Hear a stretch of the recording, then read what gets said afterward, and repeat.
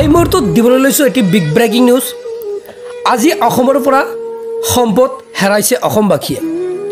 হয়, আমাৰ জুবিন গাৰ্গ অৰ্থাৎ কণ্ঠশিল্পী যি হাৰ্ট থ্ৰু জুবিন গাৰ্গ আমাৰ মাজত আৰু নাই। সকলোৱে জনাওক তেওঁক শ্ৰদ্ধাঞ্জলি, ক'বলৈ ভাষা নাই।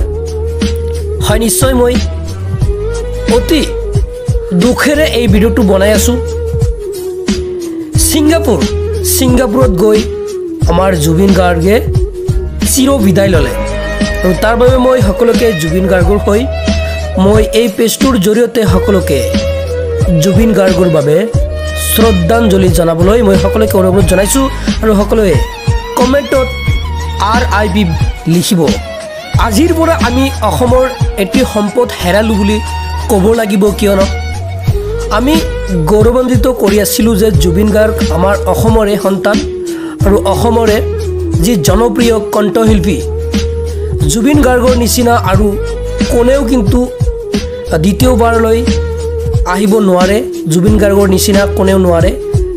তেখেতে হিন্দী, বঙালী, ইংলিছ যিকোনো লেংগুৱেজত তেখেতে ইমান সুন্দৰকৈ গান যেনেকৈ আমাক মনোৰঞ্জন দি আহিছে আৰু আমি সৰুৰে পৰাই জুবিন গাৰ্গৰ গান কিন্তু আমি শুনিছিলোঁ। আজিৰে পৰা হয়তো তেখেতৰ নতুন গান কিন্তু আমি সকলোৱে শুনিব নোৱাৰিম আৰু অতিকৈ দুখ লগা ঘটনাই নিশ্চয় অসমবাসীক বহুত আতংকিত কৰি পেলাইছে। আৰু এই জুবিন গাৰ্গৰ যি শ্ৰদ্ধাঞ্জলিক লৈ আৰু মুখ্যমন্ত্ৰী হিমন্ত বিশ্ব শৰ্মা ছাৰে মন্তব্য প্ৰকাশ কৰিছে। মই মুখ্যমন্ত্ৰীৰ মন্তব্য শুনাবলৈ যত্ন কৰিম আৰু আপোনালোকে জুবিন গাৰ্গৰ কাৰণে আপোনালোকে শ্ৰদ্ধাঞ্জলি জনাব নিশ্চয় আশা কৰিলোঁ। এতিয়া মুখ্যমন্ত্ৰীৰ মন্তব্য শুনি লওক। পবিত্ৰ মাৰ্ঘেৰিটা ডাঙৰীয়া তেখেতে মোক জনাইছে যে জুবিন গাৰ্গ ডাঙৰীয়া বা আমাৰ মৰমৰ জুবিন এই সংসাৰত নাই, তেখেতে এই সংসাৰৰ পৰা আঁতৰি গৈছে। খুব মৰ্মান্তিক ঘটনা, মৰ্মান্তিক দুখদায়ক ঘটনা। আজি আমি বিজেপি দলে আজি গধূলিও আমি নিৰ্বাচনী প্ৰচাৰ নকৰোঁ। মই এতিয়া খালি গুমাত গৈ মানুহখিনিক নমস্কাৰ কৰি মই গুৱাহাটীলৈ তুৰন্ত উভতি যাম।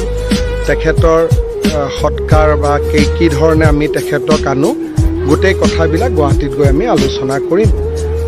অসমবাসী ৰাইজৰ লগতে মই সমগ্ৰ অসমবাসী ৰাইজৰ হৈ কি ক'ম, দুখৰ ক'বলগীয়া একো শব্দই নাই, শব্দই বিচাৰি পোৱা নাই।